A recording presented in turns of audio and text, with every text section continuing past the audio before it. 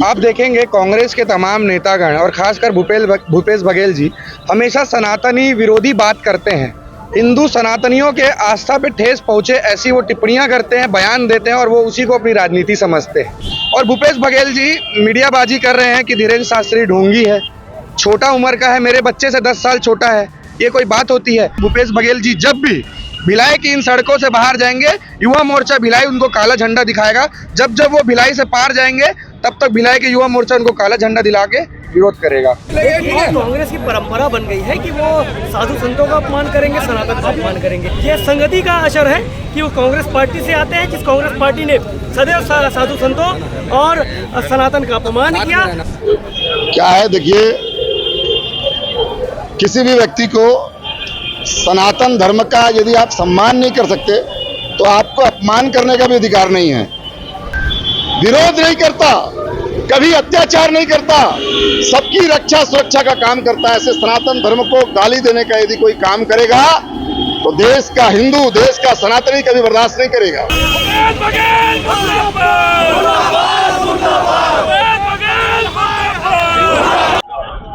प्रदेश में इन दिनों राजनीतिक घमासान मचा हुआ है। पूर्व सीएम भूपेश बघेल के धीरेन्द्र शास्त्री पर तंज कसने के बाद में अब पूरे प्रदेश में राजनीति भी गर्मा गई है। लगातार आते बयानों के बीच में अब युवा मोर्चा पूर्व सीएम भूपेश बघेल का पुतला जलाने सुपेला चौक पहुंचा हुआ है और इसके बाद अब महिला मोर्चा भी इसमें एफआईआर करने जा रही है। विनय हमारे साथ में है, जिला महामंत्री। विनय, आज क्या तुम लोगों की तैयारी है? क्यों पुतला फूट रहे हो आप? निश्चित रूप से आप देखेंगे कांग्रेस के तमाम नेतागण और खासकर भूपेश बघेल जी हमेशा सनातनी विरोधी बात करते हैं। हिंदू सनातनियों के आस्था पे ठेस पहुंचे ऐसी वो टिप्पणियां करते हैं, बयान देते हैं और वो उसी को अपनी राजनीति समझते हैं। पिछले दिनों धीरेन्द्र शास्त्री जी का भिलाई में आगमन हुआ, अभी भी उनकी भव्य कथा चल रही है। उनके कांग्रेस के विधायक, पूर्व विधायक, उनके कांग्रेस के परिवार वाले खुद भाजपा के कार्यकर्ताओं से पास मांग रहे हैं। अच्छी बात है, पास मांग के वो सुन भी रहे हैं। और भूपेश बघेल जी मीडियाबाजी कर रहे हैं कि धीरेन्द्र शास्त्री ढोंगी है, छोटा उम्र का है, मेरे बच्चे से 10 साल छोटा है। ये कोई बात होती है? इसके विरोध में आज आप देखेंगे युवा शक्ति, महिला शक्ति सड़क पर उतर चुकी है और भूपेश बघेल जी का पुरजोर विरोध कर रही है, उनका पुतला जला रही है। और आपके माध्यम से मैं ये भी बोलने वाला हूँ, भूपेश बघेल जी जब भी भिलाई की इन सड़कों से बाहर जाएंगे, युवा मोर्चा भिलाई उनको काला झंडा दिखाएगा। जब जब वो भिलाई से पार जाएंगे तब तक भिलाई के युवा मोर्चा उनको काला झंडा दिला के विरोध करेगा। बड़ा चैलेंज कर दिया विनय ने। भूपेश बघेल मुर्दाबाद, मुर्दाबाद, मुर्दाबाद। चैलेंज बड़ा है, हर बार काला झंडा दिखाना पॉसिबल है क्या? भूपेश बघेल ने जो कहा है वो बहुत ही गलत कहा है, ऐसा उन को नहीं कहना चाहिए था। क्या कहेंगे आप? ये कोई चैलेंज बड़ा नहीं। जब हम विपक्ष में थे, जब भूपेश बघेल का, राहुल गांधी भी जब आया, तब हमारी युवा मोर्चा ने उनको काला झंडा दिखाया। और भूपेश बघेल ही नहीं, ये पूरी कांग्रेस पार्टी हिंदू विरोधी रही है और इनकी मानसिकता में हमेशा हिंदू विरोधी रहा है। बिल्कुल, देखिए यहाँ पर एक और चैलेंज आ गया है युवा मोर्चा का। महिला मोर्चा से स्वीटी जी साथ में। अब आप लोग रिपोर्ट दर्ज करने जा रहे हैं पूर्व सीएम के खिलाफ में।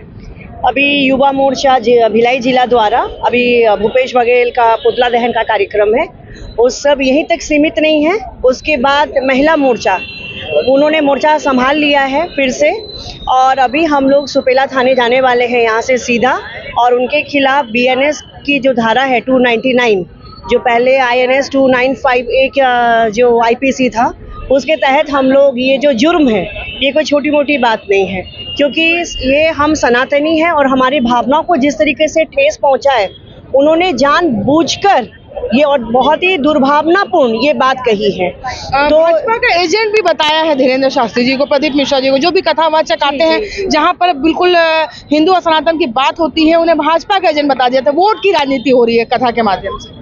यही तो कह रहे हैं कि जानबूझकर और दुर्भावनापूर्ण तरीके से वो ये बात कर रहे हैं।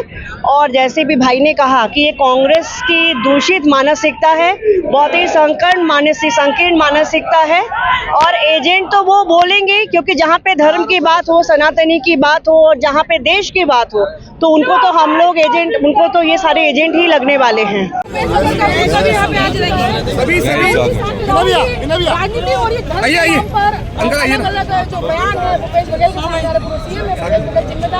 सभी लोग पीछे आ जाएंगे पुतले के। कांग्रेस की परंपरा बन गई है कि वो साधु संतों का अपमान करेंगे, सनातन का अपमान करेंगे। आपको ध्यान में होगा कि कांग्रेस के सिर्फ भूपेश बघेल और TS सिंहदेव जी नहीं, इनके वह जो परंपरा रही है, चाहे इंदिरा गांधी जी के विषय में जब आप जाएंगे तो करपात्री महाराज जी जब गौ सेवकों के साथ सदन घेरने जा रहे थे, लोकसभा घेरने जा रहे थे, तो निहत्थे करपात्री जी महाराज के ऊपर ये इंदिरा गांधी जी ने गोलियां चलवा दी थी।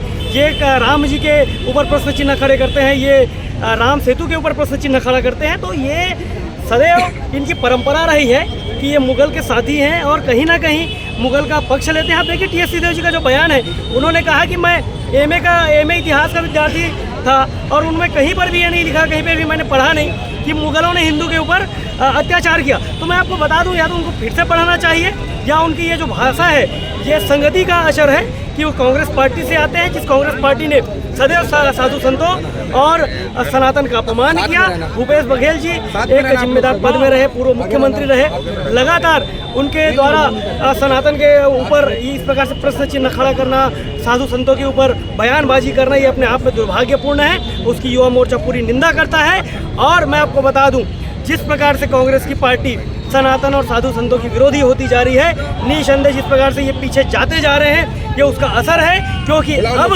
साधु संतों और आप जिस प्रकार से धीरेन्द्र शास्त्री जी के विषय में उन्होंने कहा, ऐसे संतों के माध्यम से आज पूरा हिंदू सनातन जाग रहा है, उससे कांग्रेस भयभीत है, उसके चलते ये इस प्रकार से बयानबाजी कर रहे हैं। बिल्कुल आगाज से आप क्या कहेंगे?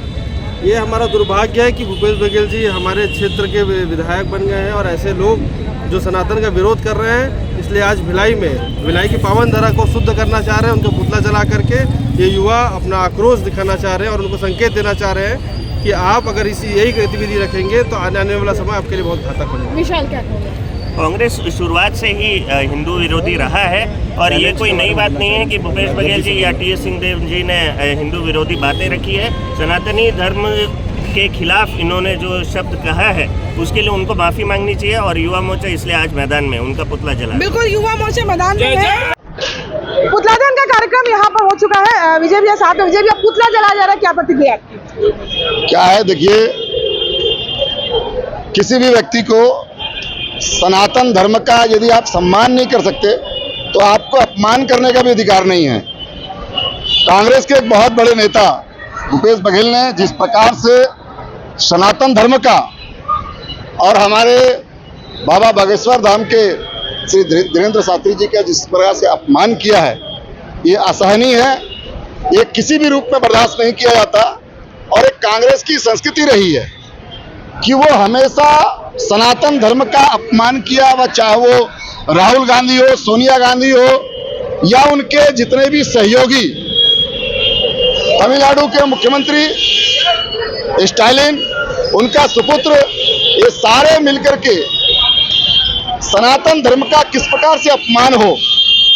आप राजनीतिक दल के कार्यकर्ता हैं, आपको भारतीय जनता पार्टी के विचार मेल नहीं खाते, आप भारतीय जनता पार्टी को गाली दीजिए, कोई आपत्ति नहीं है। लेकिन आप हिंदुस्तान के अंदर में सनातन धर्म को जो अनादिकाल से चला आ रहा है, विश्व का सबसे पुराना धर्म कोई है तो वो सनातन हमें एकता, भाईचारा, समानता का पाठ पढ़ाता है। सनातनी कभी विरोध नहीं करता, कभी अत्याचार नहीं करता, सबकी रक्षा सुरक्षा का काम करता है। ऐसे सनातन धर्म को गाली देने का यदि कोई काम करेगा तो देश का हिंदू, देश का सनातनी कभी बर्दाश्त नहीं करेगा।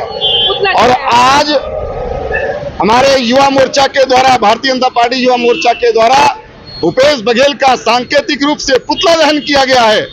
और हमारे सनातन धर्म की परंपरा है कि दाह संस्कार के बाद 13 दिन के बाद उसकी 13वीं भी होती है।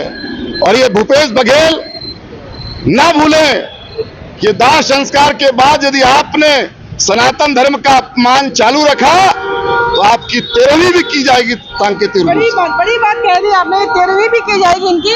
और ये देखिए, ये आक्रोश हर हिंदू में है।